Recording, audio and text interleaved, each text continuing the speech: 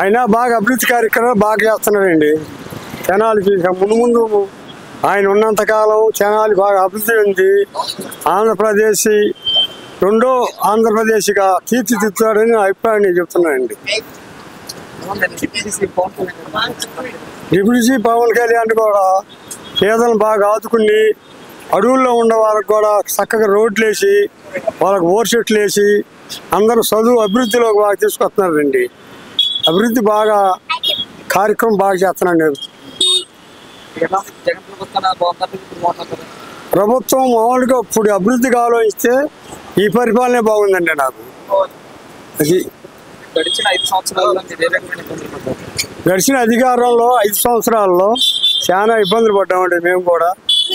ఇప్పుడు జరగబోయేదాన్ని ఇంకా ముందులో ఏముంది, ఇప్పుడు వరకు బాగానే ఉంది.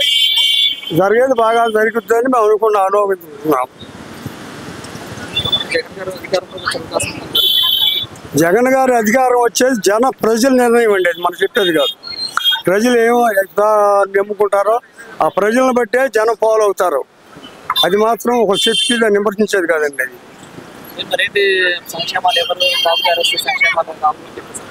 సంక్షేమాలంటే ఊరినే డబ్బులు ఇచ్చి రోడ్లు మరమ్మతులు చేయకుండా, దేశాన్ని అధోగతి పాలు చేసి, రోడ్లు పోయకుండా, మురుగాలను తోమకుండా, రైతు ఉపయోగం లేకుండా ఆ డబ్బు తెచ్చి జనం దగ్గర తెచ్చి జనాన్ని మేపితే అది అభివృద్ధి అనరండి. అభివృద్ధి అంటే ఏంటి?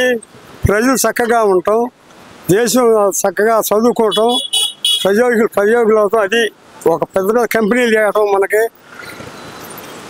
మన పిల్లలు తీర్చిదిద్దడం, అది అభివృద్ధి అంటే. నీకు నాకు డబ్బు ఇచ్చి సోమరపోతులని కోపెడితే అది అభివృద్ధి అనరు. నాకు తెలిసి నేను చెప్తున్నా.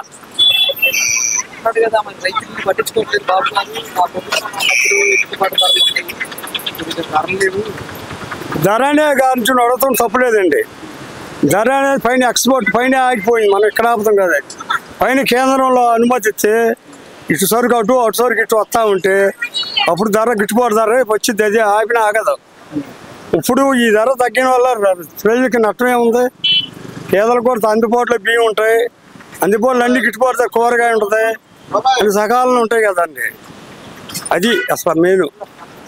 అందరూ ఉపయోగపడాలి ఒక మనిషి ఉన్నాయంటే.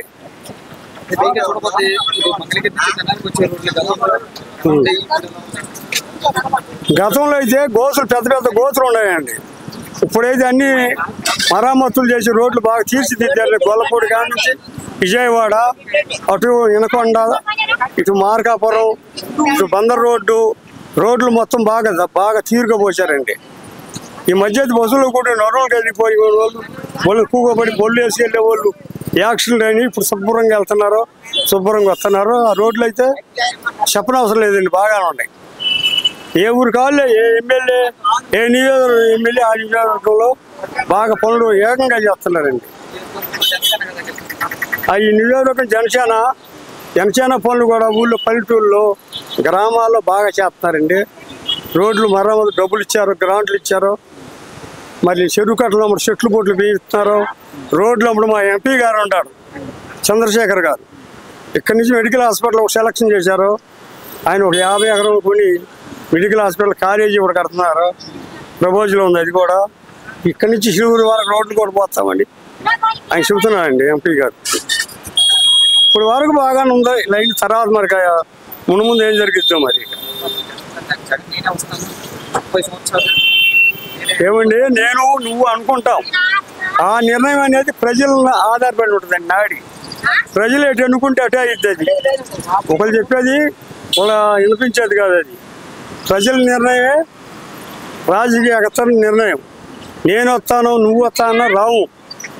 అది ప్రజలే చెప్తారు. ఎవరు చెప్పినా మంచి చేయని చెడు చేయని ఆ ప్రజల వల్లే నడిచిద్ది. కానీ నేను గొప్ప నువ్వు చిన్నవాడిని అనేది అది అవివేకం అండి. ఎవరైనా సరే ప్రజలే ఎవరు చెప్పినా, దింపినా, నన్ను ఎక్కించినా దింపినా ప్రజల నిర్ణయమే మన నిర్ణయం. మనం వాళ్ళని ఇప్పుడు విమర్శించకూడదండి.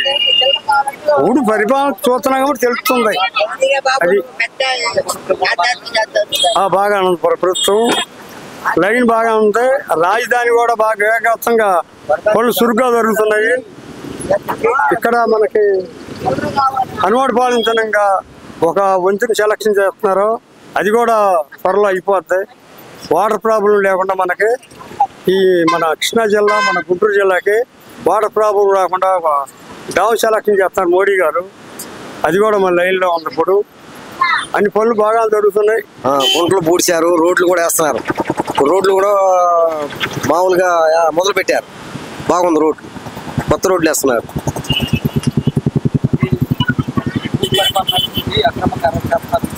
అవన్నీ పిచ్చి మాటలండి. మనం అక్రమం అనేది పిచ్చి మాటలు.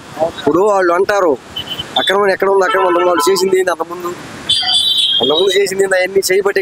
ఇప్పుడు అక్రమం అయితే ఇప్పటికి మొత్తం అరెస్ట్ చేయాలి. చాలా మంది ఉన్నారు. అలాంటిది ఏమి లేదు. అక్రమం అనేది పిచ్చి మాటలు అంటారు. వాళ్ళు చేసి చెప్పరుగా. అంతకుముందు మాకు తెలుసు కాబట్టి మేము ప్రజలు, మనకి ఏ పార్టీ సంబంధం లేదు. వాస్తవానికి అక్రమం అనేది పిచ్చి మాటలు. వాళ్ళు మాట్లాడిన మాటలు కానీ, వాళ్ళు చేసిన పనులు కానీ ఇప్పుడు అనేక రకంగా హింసించారు. తెలుగుదేశం ఉండగా ఆడవాళ్ళని చూడకుండా మగవాళ్ళని చూడకుండా ఎట్లా పడితే అట్లా మాట్లాడారు. అధికారం ఉందని వాళ్ళ ఏ ఎమ్మెల్యే కానీ ఎవరు ఏది మాట్లాడింది లేదు.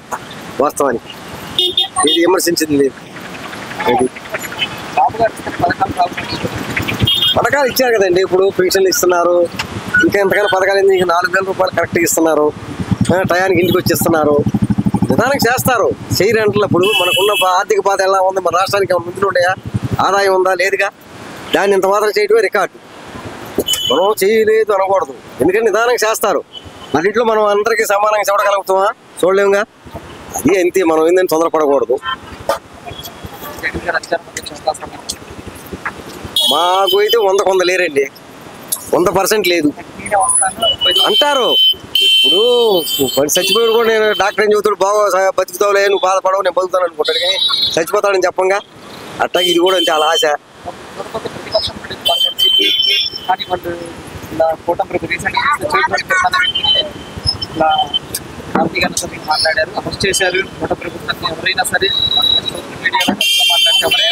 ఇప్పుడు తెలుగుదేశం అతన్ని ఇప్పుడు మా జగన్ గారు భార్యను మాట్లాడారు అన్నారు.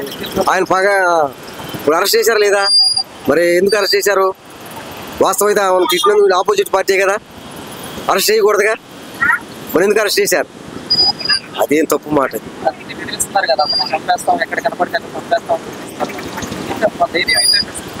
అదే ప్రజలకు, వాళ్ళకి గవర్నమెంట్కి అర్థం కావట్లేదు. ఎంత ధైర్యం వెనకాల ఏం చూసుకుని ధైర్యంగా మాట్లాడుతున్నారు అనేది వాళ్ళకే అర్థం కావట్లేదు.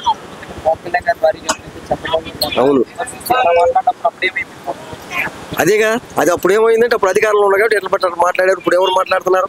ఇప్పుడు రకరకాలుగా ఇప్పుడు కొడాలి నాని ఉన్నాడు, వెళ్ళి హాస్పిటల్లో ఉన్నాడు. ముందు ఎట్లా మాట్లాడాడు?